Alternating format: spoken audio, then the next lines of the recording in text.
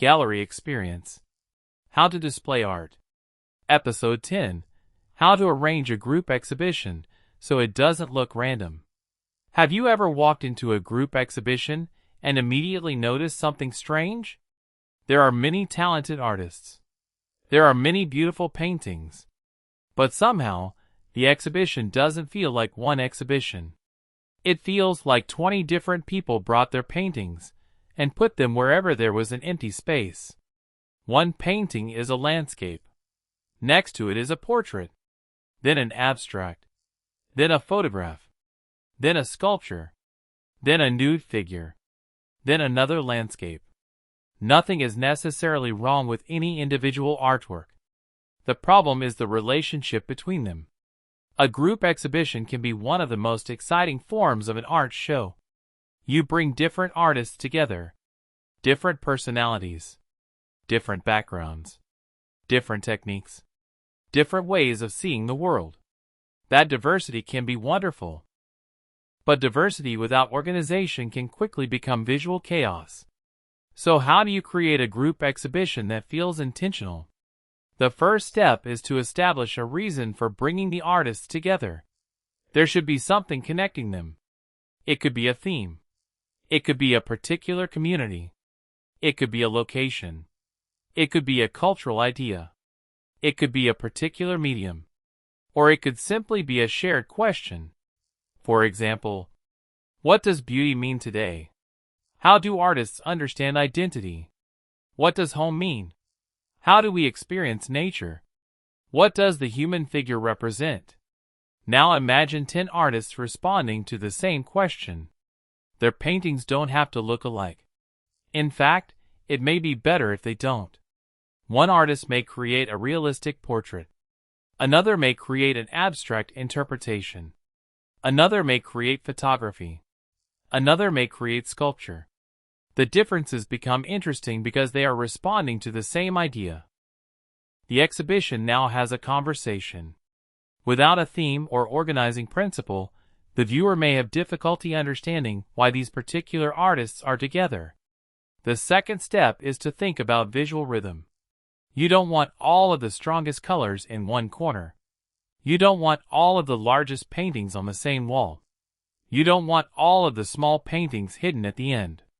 You want the eye to move. Imagine walking through a room. You see a large dramatic painting. Then perhaps a quieter group of smaller works. Then another strong piece. Then a calm section. Then something unexpected. The exhibition begins to breathe. This is similar to music. If every instrument plays at maximum volume from beginning to end, the listener becomes exhausted. A good exhibition needs quiet moments and energetic moments. Another important decision is how to group the artists. Should each artist have their own wall? Should the artists be mixed together? There is no single answer. Sometimes giving an artist their own section is the best choice. If an artist has a strong body of related work, grouping the paintings together allows visitors to understand that artist's voice. They can see the development from one work to the next. But sometimes mixing artists creates a more interesting conversation. Imagine one artist creates traditional figurative paintings. Another creates contemporary abstract paintings.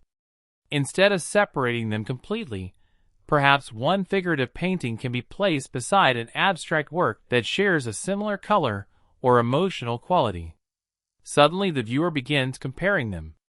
The two artists are having a visual conversation. This can be much more interesting than simply putting each artist into a separate corner. But there is an important warning. Don't mix artwork simply because there is empty space. Every placement should have a reason. Ask, why are these two paintings next to each other? What happens when the viewer sees them together? Does one strengthen the other? Does one create contrast? Does one provide a transition? If the answer is nothing, consider moving them. Another important issue is fairness. Artists participating in a group exhibition often care deeply about how much space they receive.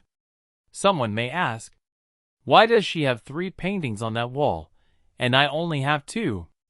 Why is his painting near the entrance? Why is my work in the back? These concerns are understandable. But equal wall space does not always produce equal visual importance. A huge painting may need more space than 3 small paintings. A delicate work may need more breathing room. A sculpture may need physical space around it. So the organizer needs to communicate clearly. The goal is not to give everyone exactly the same number of inches. The goal is to create a strong exhibition while giving every artist a meaningful presence. This is why planning should happen before installation day. Ask artists to submit photographs of their work. Record dimensions.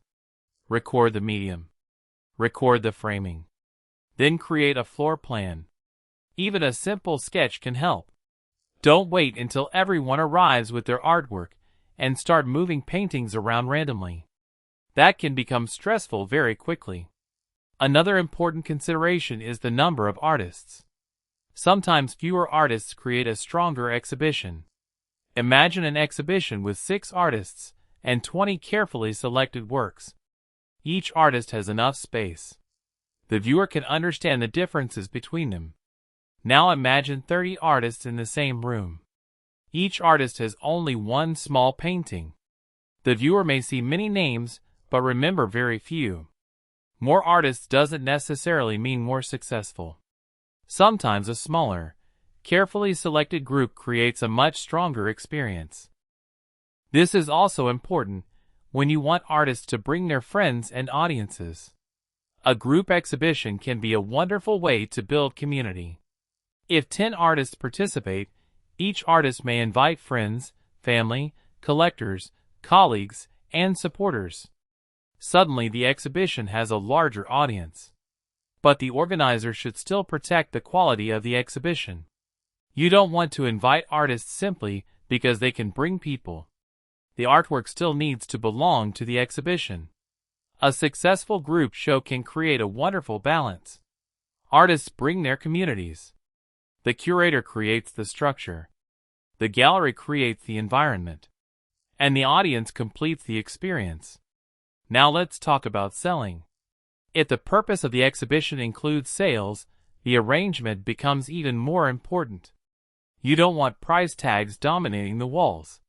You don't want visitors to feel as though they are walking through a store. The artwork should remain the primary experience. But the information needs to be easy to find. Artist name, title, medium, size, price. Perhaps a QR code or simple catalog. The visitor should be able to find the information without interrupting their experience.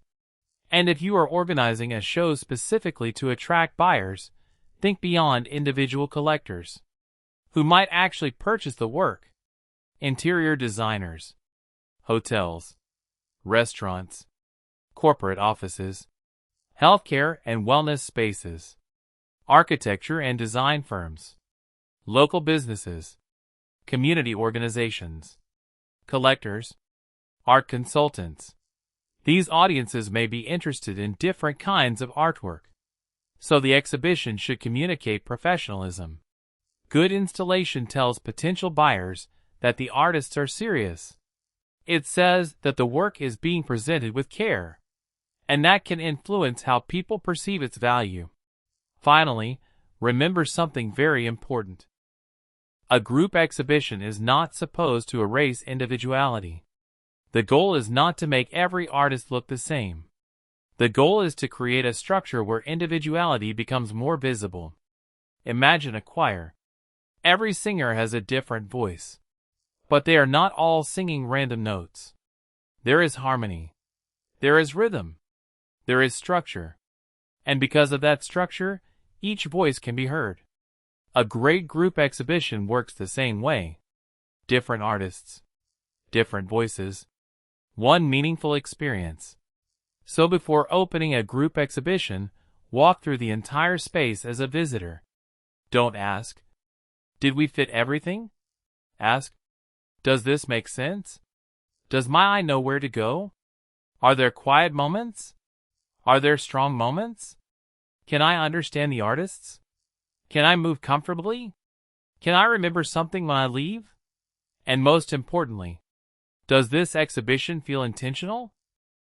Because the difference between a room full of paintings and a successful group exhibition is not necessarily the quality of the artwork. It is the relationship between the artworks. When those relationships are carefully considered, something beautiful happens. The artists remain individuals, but together, they create something larger than any one of them could create alone. That is the power of a group exhibition. And that is the gallery experience.